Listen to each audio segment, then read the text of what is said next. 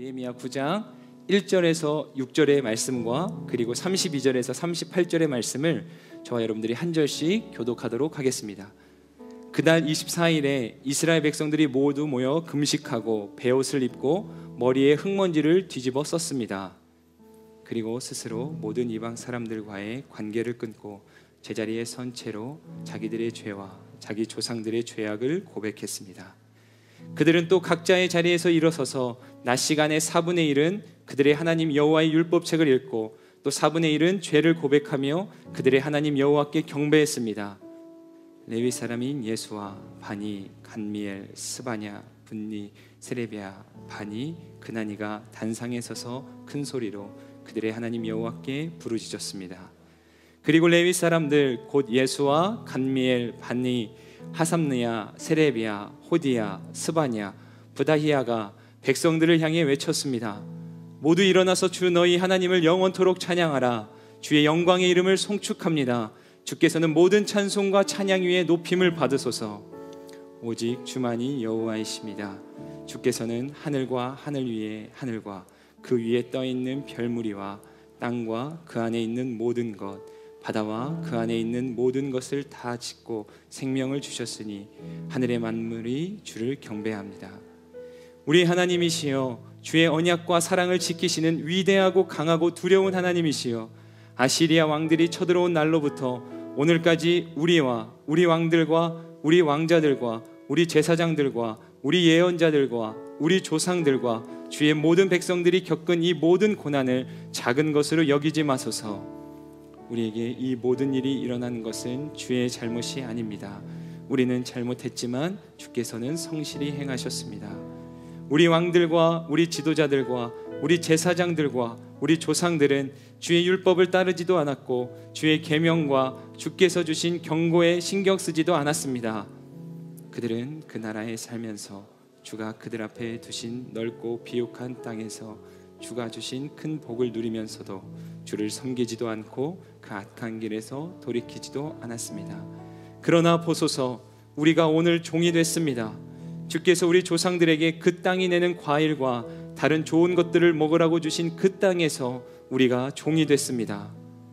우리 죄들 때문에 이 땅의 풍성한 소산이 주께서 우리 죄를 벌하시려고 세우신 이방 왕들의 것이 됐습니다.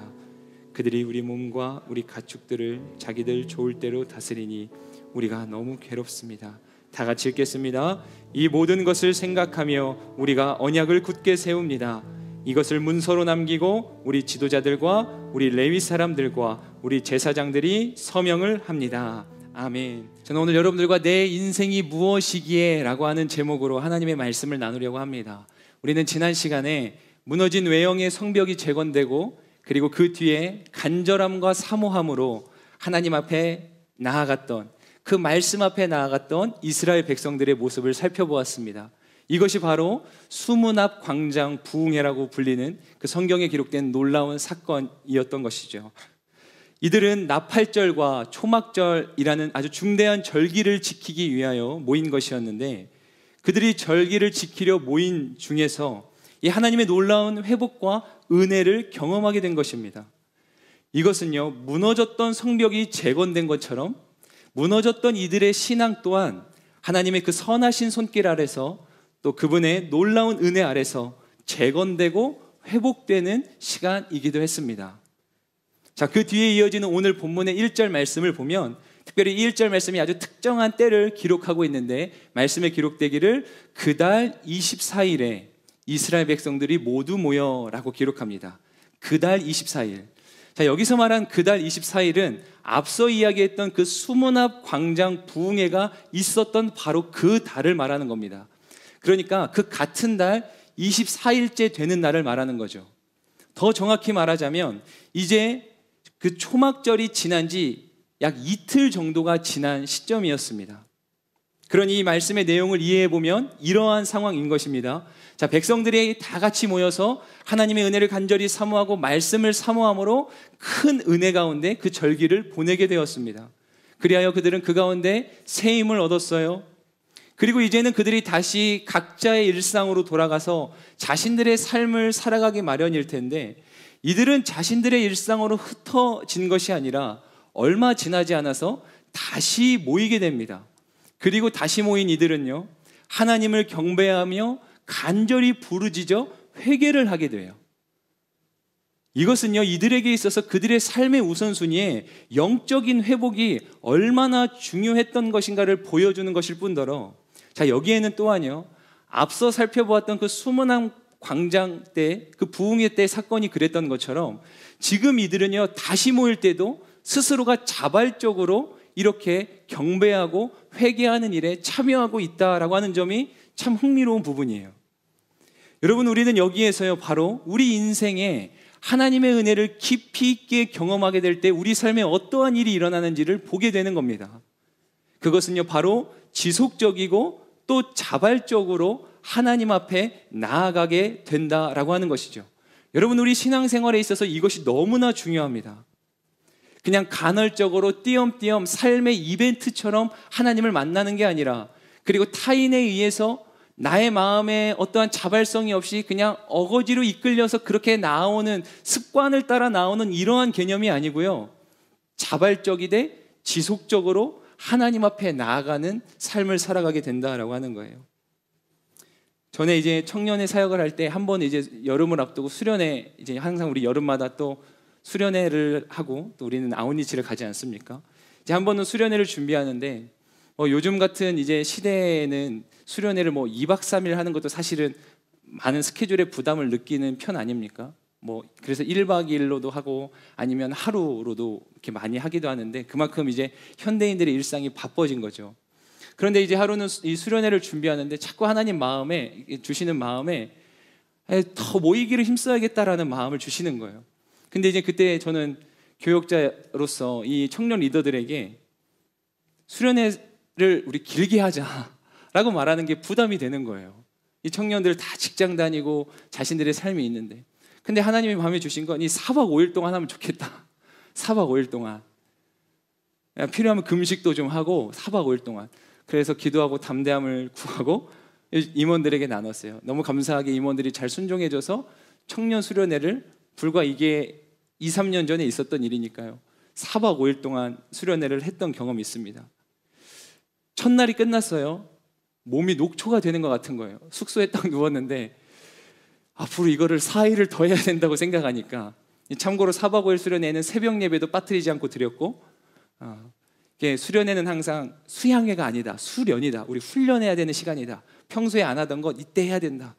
그래서 아주 고약한 교역자처럼 청년들 아주 달달 볶아서 새벽 기도해도 하고 밤늦게까지 막 12시 넘도록 찬양하고 기도하고 하니까 몸이 피곤하죠. 그래서 저도 너무 피곤하고 숙소에 누웠는데, 이제 동료 옆에 사역자에게 도와주러 오신 그 사역팀의 사역자랑, 야, 이거 앞으로 4일을 어떻게 더 해야 되는지 너무 감사한데 깜깜한 거예요. 자, 근데 하나님의 너무나 큰 은혜 가운데 4박 5일이 지났어요. 청년들도 첫날이 끝나고 났는데 다들 상태가 앞으로 4일을 어떻게 버틸까 싶은 걱정도 있었는데, 4박 5일이 지나고 났더니 이 청년들이 이제 마지막 날 오후쯤이 돼서 일정을 마무리하는데 집에 가라고 해도 안 가는 겁니다. 교회 안에 머물면서, 목사님 이제 한 이틀만 더 있으면 또 주일이니까 그냥 주일까지 저희 계속 하죠. 근데 이게 그냥 농담 삼아 하는 게 아닌 걸 느끼는 게, 이 청년들이 정말 기쁨으로 우러나서 그 자발적인 마음으로 목사님 우리 더 예배해요, 기도해요 라고 하는 고백들이 막 나오는 거예요.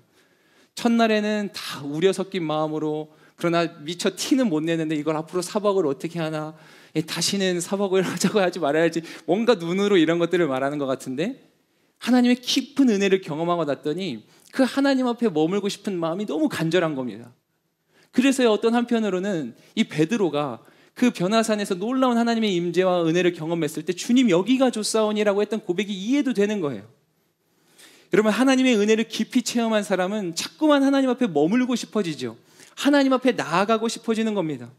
왜냐하면 세상 그 무엇과도 비길 수 없는 그 하나님 존전에서 얻게 되는 그 은혜를 누렸기에, 그 은혜가 얼마나 값진지 알기에 더욱더 그 은혜를 사모하고 갈망하게 되는 거예요. 이것은 마치 은혜의 선순환과 같은 거죠.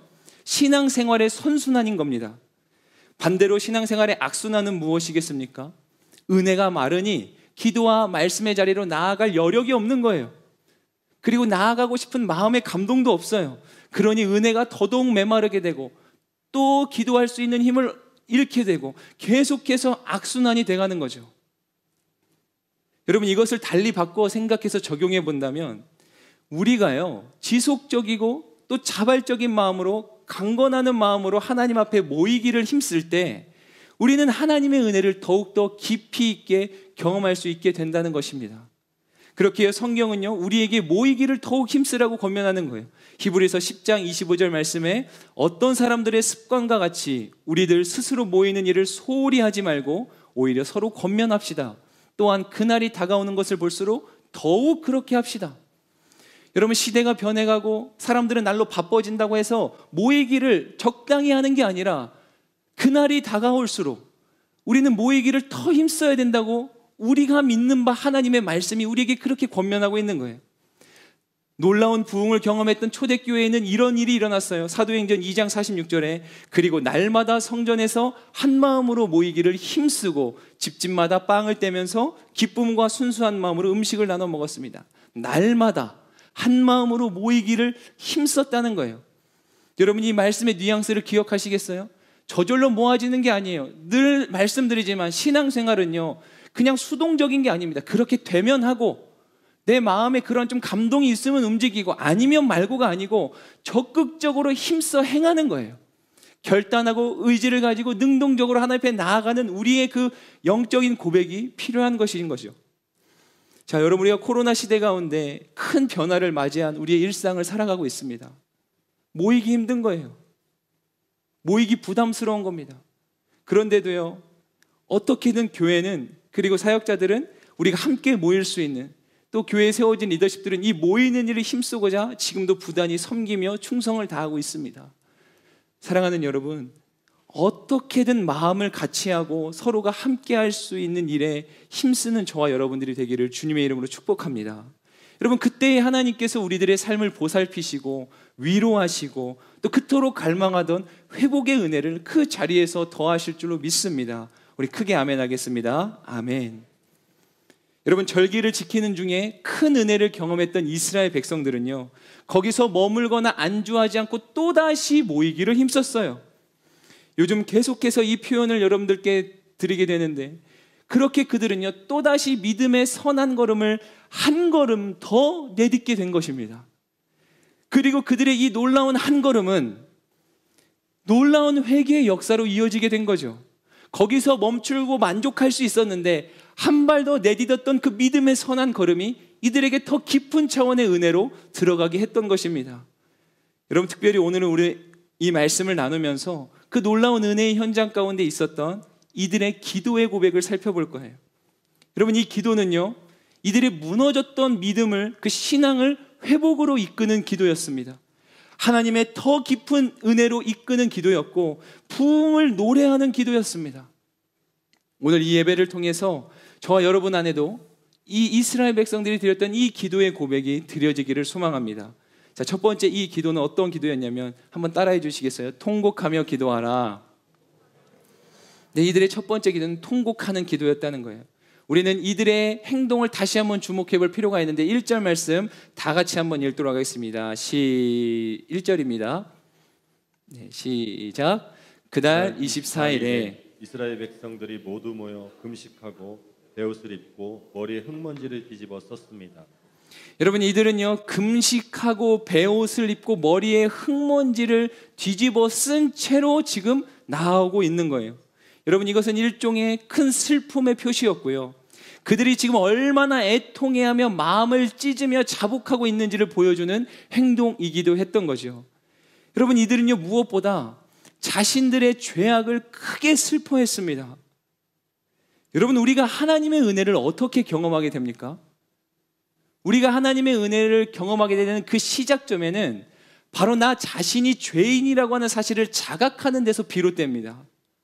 그래서 참된 그리스도인들의 삶은요, 언제나 바로 나 자신이 바로 회개해야 될 존재임을 잊지 않는 삶을 또한 말할 것이에요.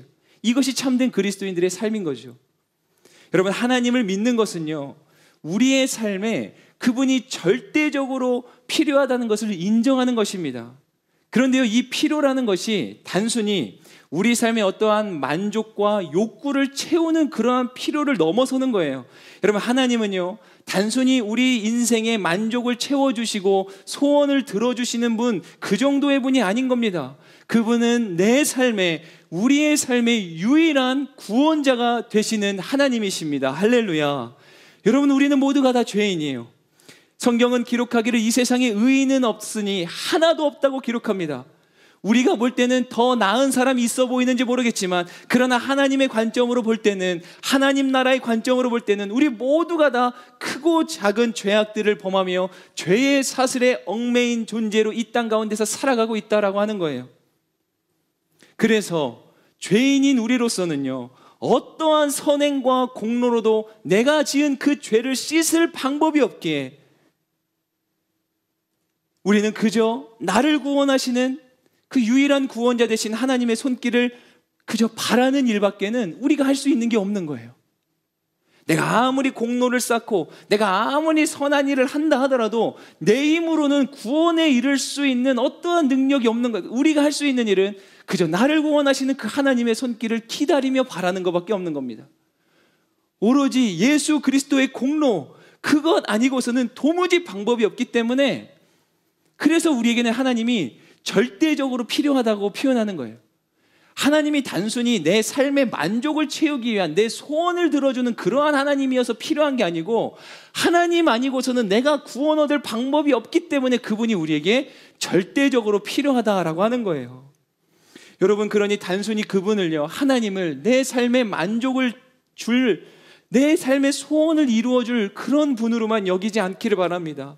여러분, 하나님은 그저 세상의 다른 우상들처럼 우리의 요술단지나 소원을 이루어지는 마법의 지팡이가 아닌 거예요. 그분은 명백히 살아계세요. 그분은 자신의 섭리와 계획을 따라서 오늘도 우리를 통치하시고요, 다스리시는 만왕의 왕이요 만주의 주가 되십니다. 그분은 온 우주의 통치자가 되시고 역사의 주관자가 되시는 하나님이십니다. 아멘입니다. 그리고 그 하나님의 계획, 온 우주를 통치하시고 다스리시고 역사를 주관하시는 그 하나님의 계획과 섭리는요, 그래서 때때로 연약하고 부족한 나의 바램과 나의 계획과는 다를 때가 있는 거예요. 내가 원하는 삶의 결과, 하나님이 기대하시는 삶의 결이 때로는 다를 때가 있어요. 그건 하나님이 부족해서가 아니고 그분은 절대자이고 완전자이시기 때문에 연약한 우리들의 생각이 때로는 하나님의 뜻에서 어긋날 때가 있다라고 하는 거죠. 여러분, 그러니요, 그리스도인이 내 생각과 다르다 하여, 혹은 내 바램과 다르다 하여서 지금 내 상황이 내가 원하는 상황이 아니라고 해서 하나님을 원망하거나 그분을 불신하는 것만큼 불행하고 또 안타까운 일은 없는 겁니다. 그리스도인들이 자신의 삶을 대할 때, 이건 내가 원하는 상황이 아닌데, 이건 내가 바라던 바가 아닌데, 그런 마음에서 무언가 원망과 불평에 사로잡히고 혹은 하나님을 향한 불신이 생겨난다면, 그거야말로 정말 그리스도인으로서 그 인생 가운데 너무나 안타까운 일이라고 한다는 거예요.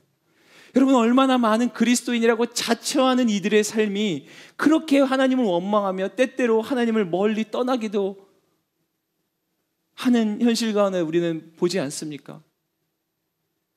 여러분, 우리는요, 내 뜻과 바람이 성취되지 않는 것을 두고 통곡하기보다는요, 먼저는 내 자신이 정말 절대적으로 하나님이 필요한 존재라는 사실을 인지해야 돼요. 인식해야 됩니다. 그래서 우는 거예요. 여러분, 하나님 없으면 안 되는 인생이라서 우는 거예요. 내 소원이 내가 원해지는 것이 안 이루어져서 속상해서 우는 인생이 아니고, 나는 하나님 없으면 안 되는 인생이라서 그래서 우는 거예요. 때로는요, 하나님 없이 살아가는 내 삶이 내가 보기에도 너무나 안타깝고 불쌍해서 우는 겁니다. 하나님 없는 내 인생이 얼마나 나는 죄인일 수밖에 없고 나는 연약한 존재인지를 처절히 깨달았기에 우리는 우는 겁니다. 사랑하는 여러분, 하나님 앞에서 죄인일 수밖에 없는 나 자신 때문에 울어본 적은 언제이십니까? 아니, 내가 원하고 내가 바라던 일이 이루어지지 않아서 그래서 속상하고 그래서 마음이 답답해서 울고 금식했던 거 말고, 내가 하나님 앞에서 이렇게나 연약한 존재라서, 내가 하나님 앞에서 이렇게나 추악한 몸이라서, 그래서 내가 하나님 앞에 이렇게밖에 살아내지 못해서, 그게 속상해서 금식하고 울어본 때는 언제냐는 거예요. 여러분, 우리가 하나님을 처음 만났던 그 순간에 우리가 그래서 회개의 눈물을 흘렸던 거 아닙니까?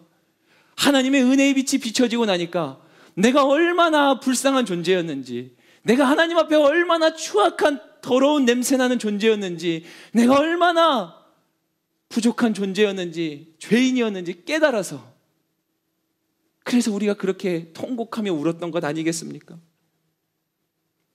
여러분, 하나님 마음에 합했던 사람 다윗이 있습니다.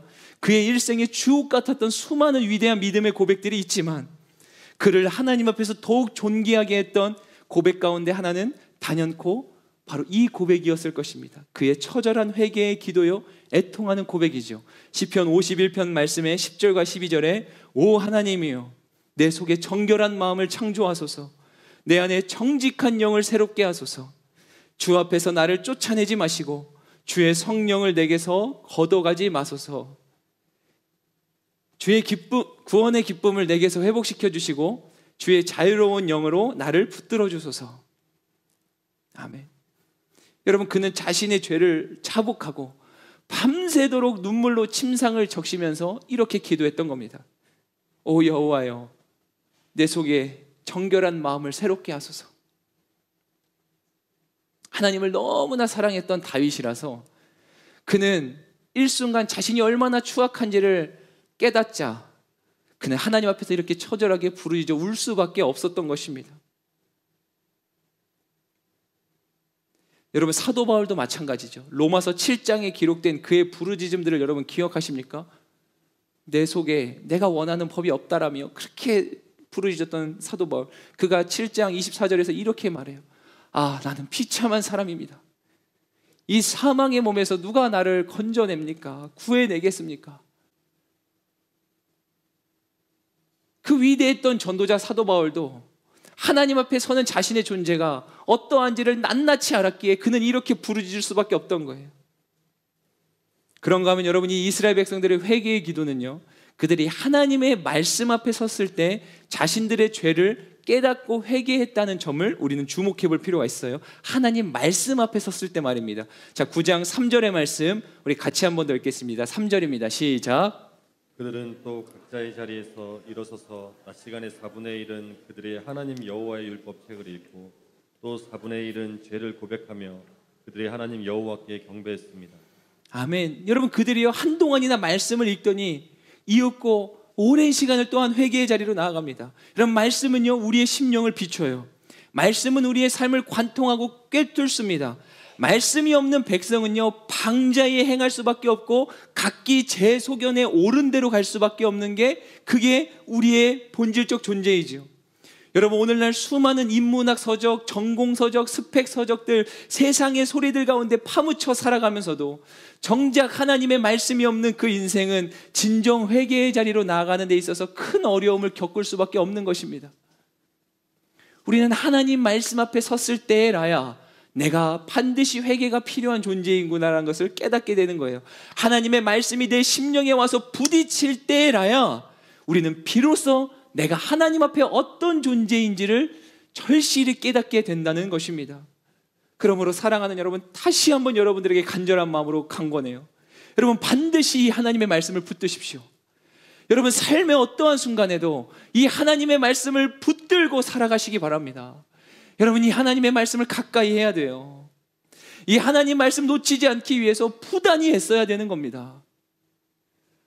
여러분, 하나님 말씀 앞에서 우는 인생이 사람 앞에서 울지 않는 인생이에요. 우리가 하나님 앞에서 울어야 사람 앞에서 울 일이 없어져요. 하나님 말씀 앞에서 울어야지 세상에서 울 일이 없는 거예요. 우리는 자꾸만 왜 세상에서 울게 됩니까?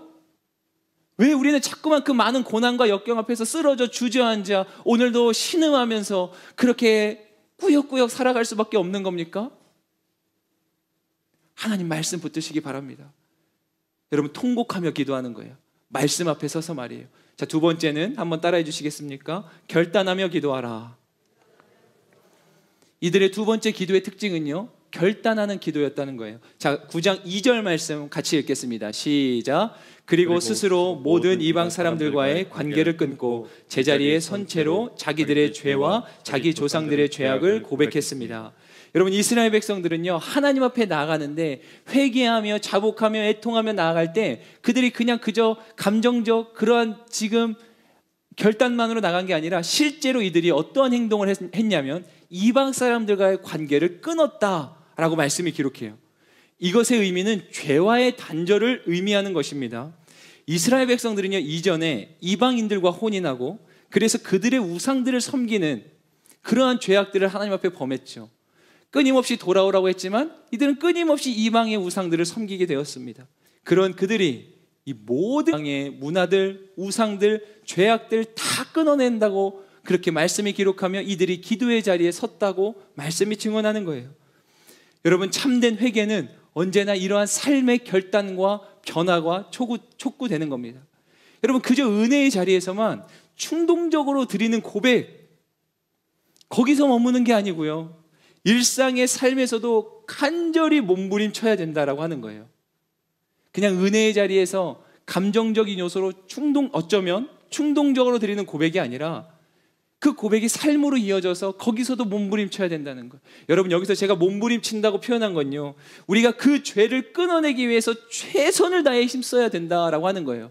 뿐만 아니라 잘 기억하셔야 되는데, 설사 내가 그렇게 최선을 다해서 죄를 끊어내기 원했지만 또 실수하고 내가 넘어진다 할지라도, 설령 내가 그렇게 다시 죄 가운데 걸려 넘어진다 하더라도 포기하지 않고 끝까지 나는 죄와 피 흘리기까지 싸워내겠다라고 그렇게 삶으로 결단해내는 것입니다.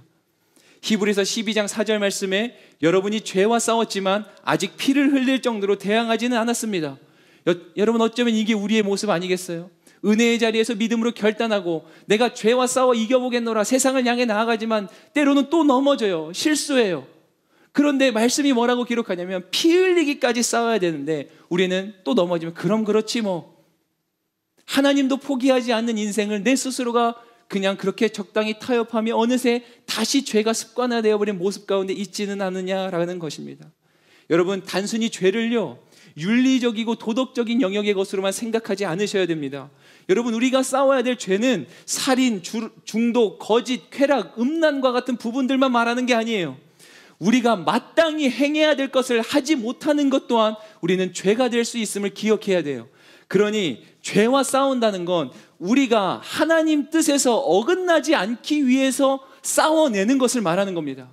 단순히 내가 쾌락에 빠지지 말아야지, 중독에 빠지지 말아야지, 내가 음란에 빠지지 말아야지, 내가 거짓말하지 말아야지, 이러한 윤리적, 도덕적 어떤 사회적 모습만을 말하는 게 아니고 하나님이 우리 가운데 명하신 너무나 많은 하나님의 명령들이 있지 않습니까? 가장 구체적으로 뭐가 있어요? 우리에게 사랑에 대한 계명을 주셨단 말이에요. 내가 더 사랑하기 위해서 힘쓰는 거예요. 내가 더 친절하기 위해서, 내가 더 인내하기 위해서, 내가 더 절제하고 섬기기 위해서, 내가 더 헌신하기 위해서, 내가 더 충성하기 위해서 그렇게 싸워내는 걸 말하는 겁니다.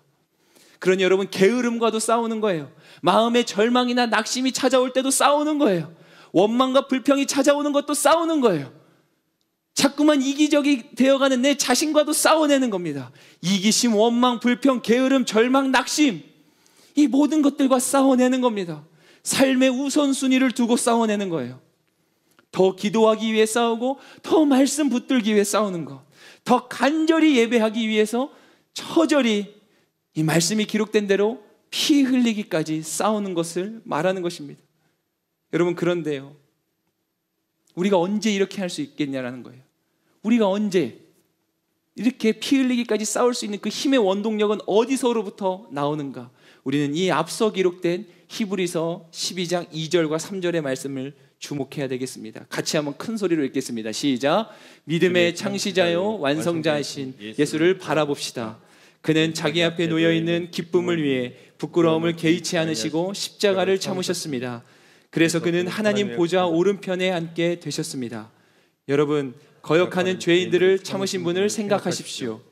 그리하여 지쳐 낙심하지 마십시오. 아멘. 여러분, 우리가 언제 죄와 싸울 수 있는 힘을 얻게 되는가? 우리가 예수님을 바라볼 때예요. 우리가 예수님을 바라볼 때 우리는 죄와 싸워 이길 수 있는 힘을 얻게 됩니다.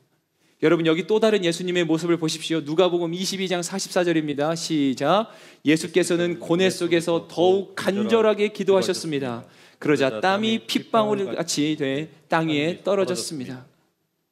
여러분, 주님이 어떻게 기도하셨는지 보이십니까? 주님이 우리를 위해서 어떻게 기도하셨는지 보이시나요? 여러분도 가끔 그런 생각 한 번쯤은 해보셨지 않으세요? 하나님 전능자신데 꼭 굳이 그런 험난한 방법을 통해서 우리에게 구원의 길을 내셔야 됐을까? 아니, 저는 그런 생각도 했어요. 여러분, 내가 만약에 이 마이크 하나가 되게 값진 거예요. 비싼 마이크, 내가 굉장히 소중히 여기는 마이크인데 이게 고장났어요. 고장났다는 건 무슨 말이에요? 내가 이 마이크를 산 목적대로 이걸 사용할 수 없게 됐다는 거예요. 근데 이게 너무 값진 거예요. 내가 고쳐보려고 했어요. 고칠 수 있으면 감사하지만 만약에 하나, 여러분 보세요. 내가 이 마이크를 100개든 1000개든 10,000개든 더 살 수 있는 나에게 재력이 있어요. 근데 이게 툭 하면 고장나는 거예요. 고장나서 고쳤는데 또 고장나고, 고쳤는데 또 고장나는 거예요. 그럼 나에게 그 재력이 있으면 여러분, 우리 같으면 어떻게 하겠습니까? 이거 삽니다. 다시 사요. 하나님 똑같지 않으실까요? 인간을 창조하셨어요. 그분의 목적을 가지고. 근데 인간이 그 목적대로 되지 않아요. 마이크가 고장난 것처럼. 그럼 하나님은요, 어떤 분이세요? 말씀으로 창조하신 분이라 다시 창조하시면 돼요. 세상을 다 없애버리고 다시 창조하시면, 그게 하나님께 어려운 일이 아니에요. 근데 왜 하나님 굳이 그 어려운 길을 가실까? 왜 예수님을 이 땅에 보내시고, 심지어 예수님이 이 땅에 오신 것까지 이해한다 쳐요. 예수님이면 하나님이신데, 그분이면 그냥 세상에 오셔서 모든 사람들 그 슈퍼 히어로처럼 다 무너뜨리고 막 십자가에서 막 십자가 뽀개고 나와가지고 그렇게 세상을 구원하면 더 다이나믹한 거 아니겠습니까? 왜 굳이 채찍에 맞고, 왜 굳이 피를 흘리며, 심지어 여기서 왜 예수님 그분이 핏방울, 땀이 핏방울 될 때까지 왜 기도하냔 말이에요. 여러분, 이 주님이 우리의 연약함을 아시는 주님이에요.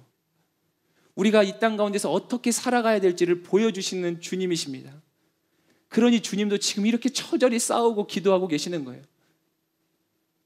이 주님이 여러분 지금 우리와 함께 하세요.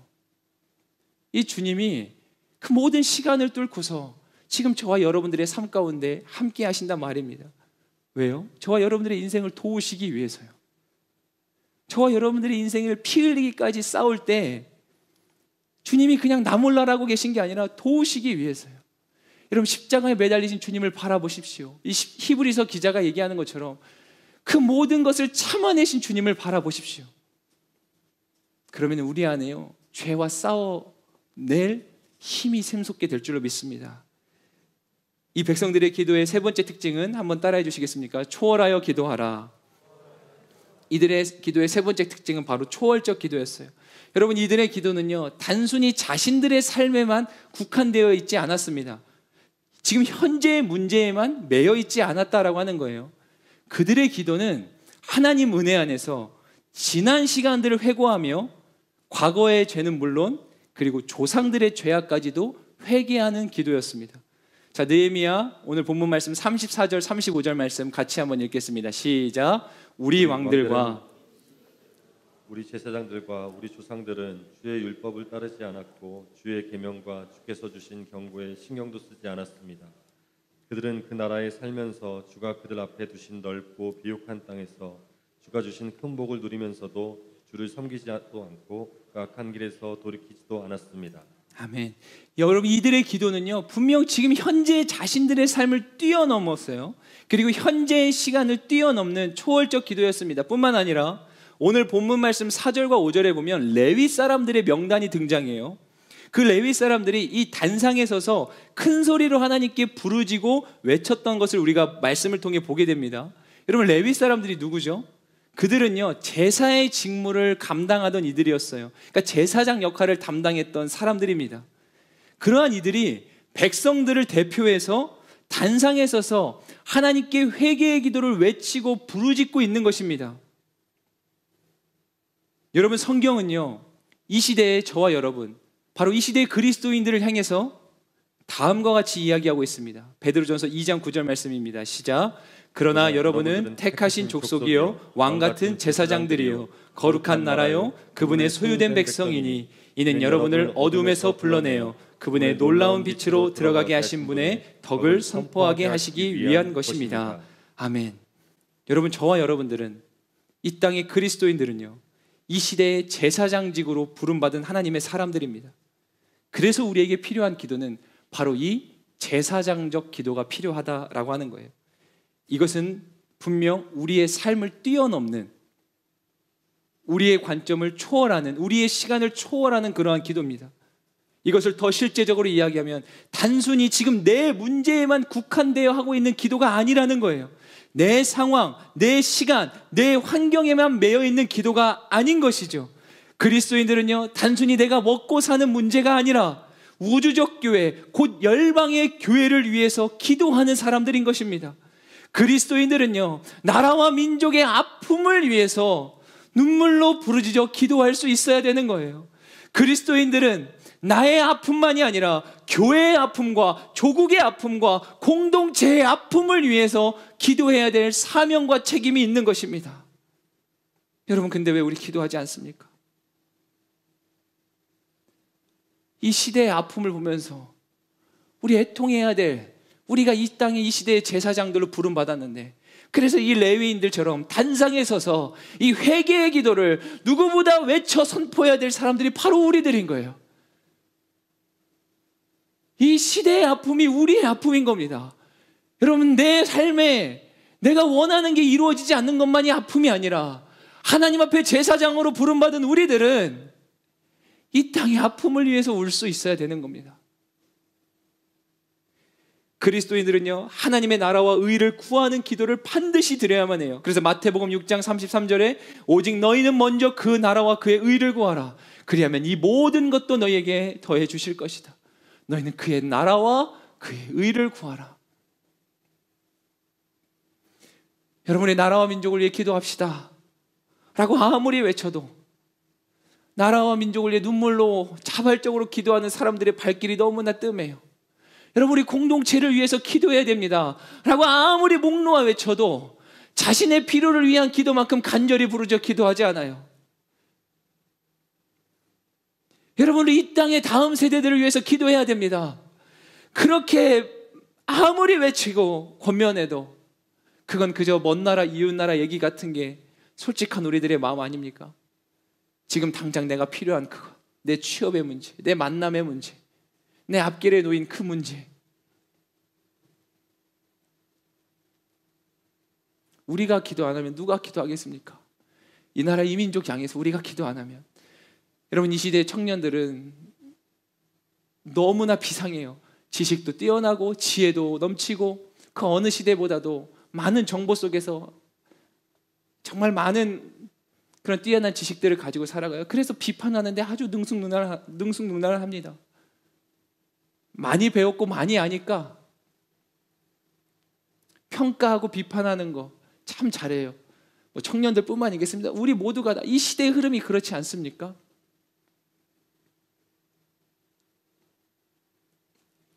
인터넷에 가면 온통 그렇게 댓글에 막 남을 깎아내리는 데는 아주 다 프로 선수들 같아요.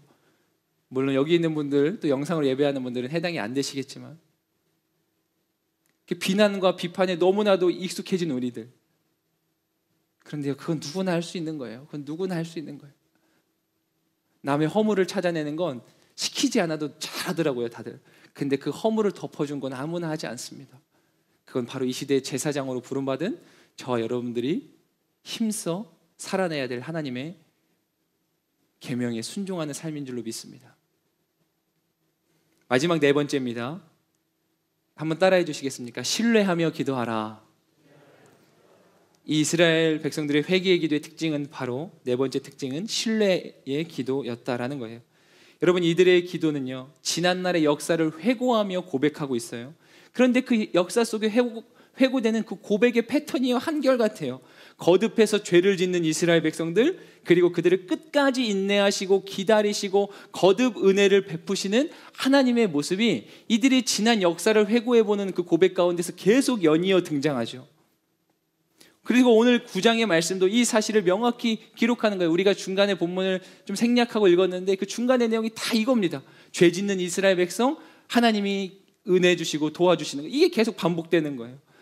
그래서 이 모습을 메시지 성경이 더욱 생생하게 기록하고 있더라고요. 우리 느헤미야 9장 15절 16절을 메시지 성경으로 읽으면 이렇습니다. 그들이 배고플 때 하늘에서 빵을 내리시고 목마를 때 바위에서 물을 내보내셨으며 주기로 약속하신 땅에 들어가 그것을 취하라고 그들에게 명령하셨습니다.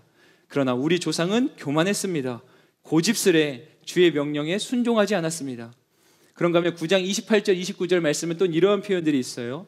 그러나 그들이 고통 중에 부르짖어 도움을 구하면 주께서는 하늘에서 그 소리를 들으셨습니다. 그리고 주의 다함 없는 긍휼을 베푸시고 그들에게 구원자를 보내주셨습니다. 구원자들은 원수들의 잔인한 압제에서 그들을 구했습니다. 그러나 다시 편안하게 살만하면 그들이 이전 삶으로 다시 되돌아갔고 오히려 더 악해졌습니다. 여러분, 이스라엘 백성들이요 끊임없이 하나님으로부터 도망치려 했습니다. 그런데 하나님은요 그 도망치듯 달아나는, 등을 돌리고 달아나는 이스라엘 백성들을 끝까지 추적해내세요.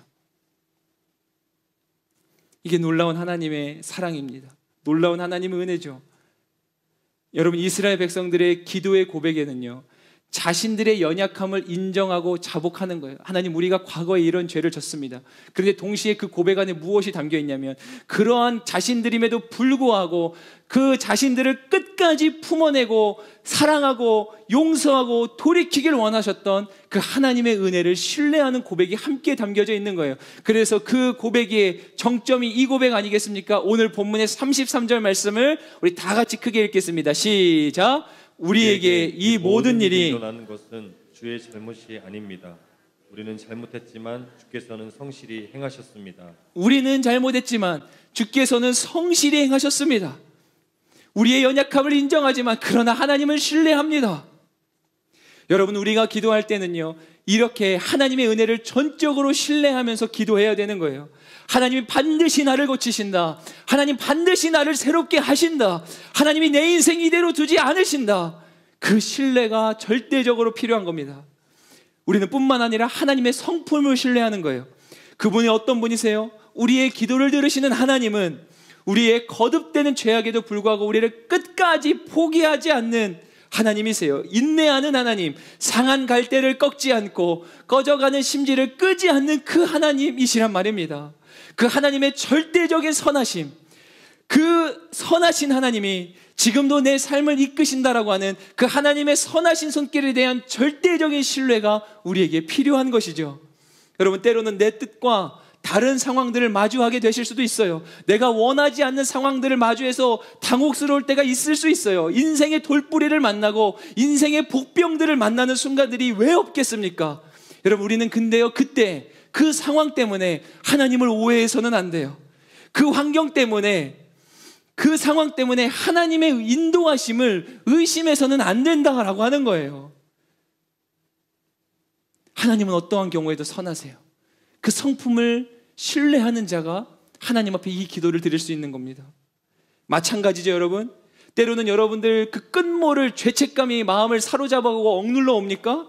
그때 기억하십시오. 내 죄보다 더 크신 사랑, 비교할 수 없는 그 사랑으로 나를 지금도 보듬어 주시는, 상한 갈대 꺾지 않는 그 하나님의 사랑을 신뢰해야 되는 거예요. 그래야 우리가 죄를 이겨낼 수 있는 힘을 얻는 겁니다. 여러분, 사단은 끊임없이 우리에게 속삭여요. 너 이제 끝났어. 야, 너라도 너 같은 사람을 인정할 수 있겠어? 너라면 너를 사랑할 수 있겠어? 너 이게 한두 번이야. 사단은 계속 그렇게 해서 우리를 참소하고 걸려 넘어지게 만들고 심지어 하나님의 사랑을 의심하게 만들어요. 그런데 여러분 아십니까? 하나님의 사랑은 그 어떤 것에서도 우리를 끌어낼 수 없다는 것을 말입니다. 로마서 8장 38절 39절에 이것을 명확하게 증언합니다. 나는 확신합니다. 죽음이나 생명도, 천사들이나 악마들도, 현재일이나 장래일이나 어떤 능력도, 높음이나 기쁨이나 다른 어떤 피조물도 그리스도 예수 우리 주 안에 있는 하나님의 사랑에서 우리를 끊을 수 없습니다. 우리 크게 아멘 하겠습니다. 아멘. 그리스도 예수 우리 주 안에 있는 하나님의 사랑에서 우리를 끊을 수 없다. 여러분, 이게 하나님의 사랑이에요. 이제 오늘의 말씀을 정리해 보려고 합니다. 우리 찬양팀을 준비해 주세요. 오늘 말씀을 가지고 담임 목사님께서 말씀을 나누시면서 이러한 말씀을 해주셨어요. 여러분 한번 자막을 보시고 같이 한번 따라 읽어보시겠어요? 반복되는 죄를, 시작, 반복되는 죄를 끊는 힘은 반복되는 죄보다 더 크게 반복되는 하나님의 은혜이다. 한 번 더 읽어볼까요? 시작. 반복되는 죄를 끊는 힘은 반복되는 죄보다 더 크게 반복되는 하나님의 은혜이다. 저는 목사님 이 말씀에 너무 마음이 깊이 와닿았어요. 여러분, 우리가요, 죄를 이기는 힘은요, 우리 힘만은 안 됩니다. 때로 우리의 결단과 의지가 큰 힘이 돼요. 그런데 그것만으로는 불완전해요. 그 결단은 언젠가는 더 큰 유혹 앞에 넘어질 수 있어요. 그런데요, 보세요, 하나님의 은혜의 빛 앞에 노출될 때에 우리는 비로소 우리 안에 있는 어두움을 내어 쫓을 수 있게 되는 거예요. 여러분, 인생에 우리 어두움이 내리쳤어요. 우리 여기 지금 조명을 다 껐다고 생각해 보세요. 온통 칠흑 같은 어둠이 내려앉았어요. 내가 아무리 발버둥친들, 아무리 똑똑해서 내가 엄청난 많은 세상의 공식과 과학적 논리를 알고 있다 한들 이 어둠을 내 힘으로 없앨 수 있습니까? 없어요. 방법은 하나입니다. 불을 켜면 돼요. 빛이 임하는 곳에 어둠이 떠나가는 거예요. 우리가 하나님의 은혜 앞에 자꾸만 노출되고 그 말씀 앞에 자꾸만 서야 되는 이유가 여기 있는 거예요. 그래야 우리는 죄를 이긴다니까요. 제가 언젠가도 여러분들 앞에 간증했었죠. 저에게도 그런 시간들이 있었다고요. 지금도 부족하지만, 하나님, 나는 왜 이거밖에 안 됩니까? 그렇게 하나님 앞에 내가 내 삶을 가지고 몸부림칠 때, 사단이 주는 끊임없는 참소 때문에 오늘도 포기하고 싶을 때, 그때 하나님이 그런 저에게 주셨던 마음이, 내가 너를 위해 다시 한번 십자가를 지겠다 라는 음성이었어요. 여러분, 이거는 오늘 여러분들을 향한 하나님의 음성입니다. 여러분, 자꾸 넘어져도 또 일어나서 하나님 앞에 나오셔야 돼요. 안 될지라도 또 일어나서 하나님 앞에 한 번 더 나아가는 거예요. 하나님, 오늘 이렇게 우리를 사랑하고 부르세요. 내가 너를 위해 다시 한번 십자가 진다. 여러분, 이 설교를 준비하는 내내 이스라엘 백성들의 회개의 기도를 묵상하는데 계속해서 마음에 맴도는 말씀이 있었어요. 그게 시편 8편의 고백인데 우리 한번 같이 읽어볼까요? 시작. 사람이 무엇이기에 주께서는 이렇게 마음을 쓰시며, 사람이 과연 무엇이기에 이토록 돌아봐 주시며.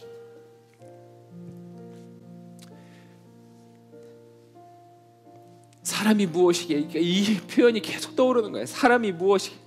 아니, 더 정확히 말하면, 하나님, 내가 무엇인데, 하나님, 우리가 무엇인데.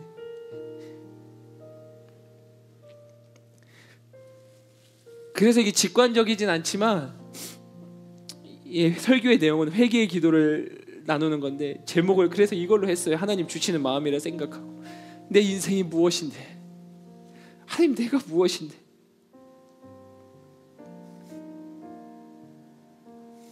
여러분, 우리 인생은 제사장으로 부름받은 인생이고, 하나님 앞에 울 수밖에 없는 인생이고, 하나님의 필요가 절대적으로 필요한 존재이고, 하나님의 손길이 절대적으로 필요한 존재이고, 그리고 우리는 하나님을 신뢰할 수밖에 없는 존재입니다. 여러분, 우리 오늘 이 시간 함께 찬양하고 기도할 때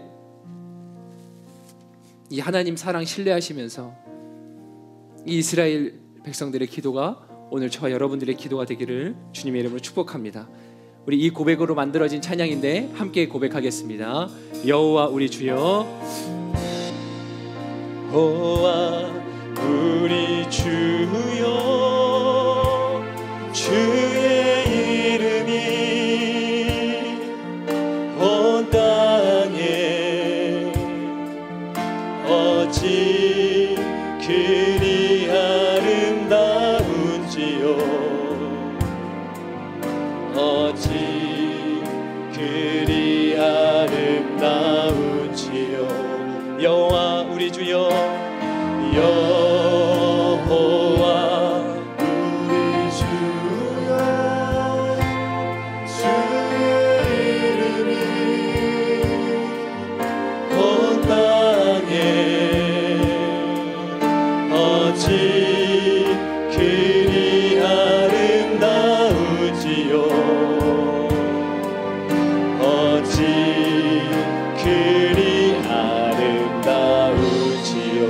주의 손 손가락으로 지으신 주의 손가락으로 지으신 주의 하늘과 주의 하늘과 주가 베풀어 주신 달과 명 내가 보니 사람이 무엇이간데 사람이 무엇이간데 주께서 저를 생각하시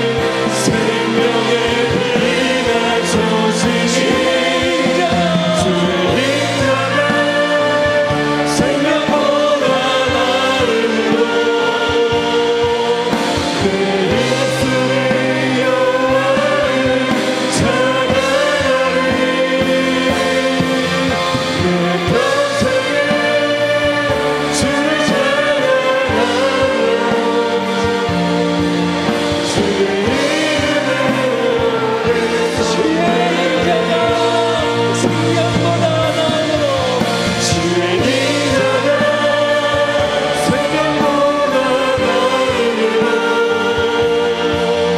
내 입술이 여호와를 찬양하리 내 평생에 주를 찬양하며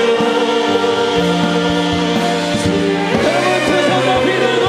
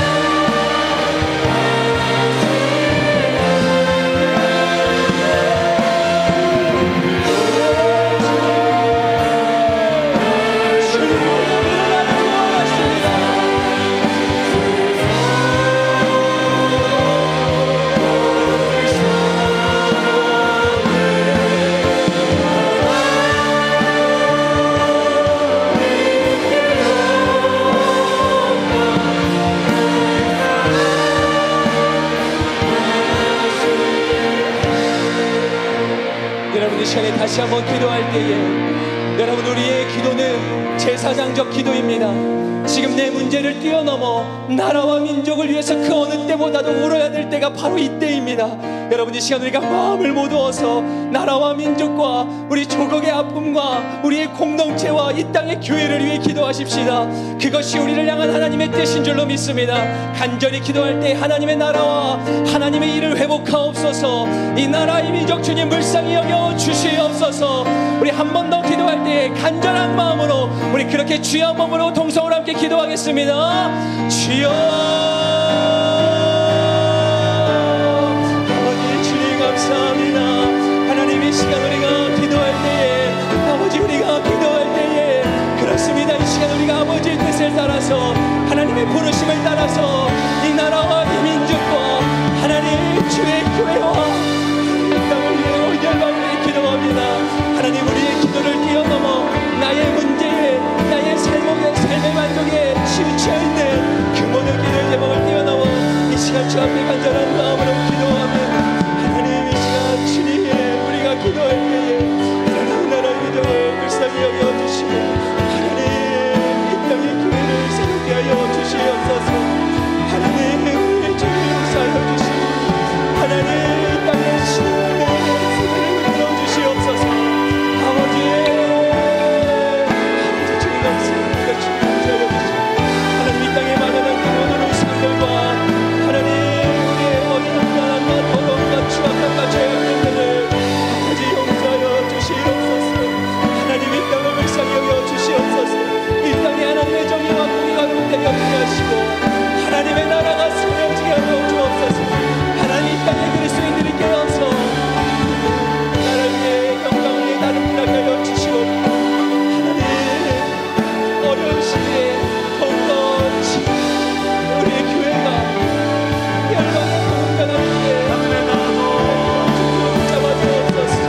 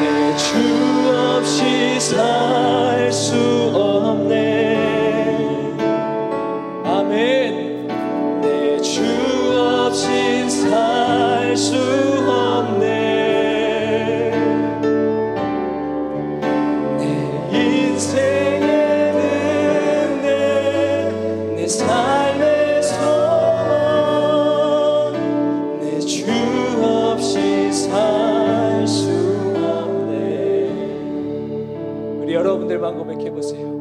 내 주 없이 살 수 없네. 여러분 아멘이세요? 내 주 없이 살 수 없네. 여러분 정말 아멘이세요? 내 인생의 등대 내 삶의 소망 내 주 없이 살 수 없네.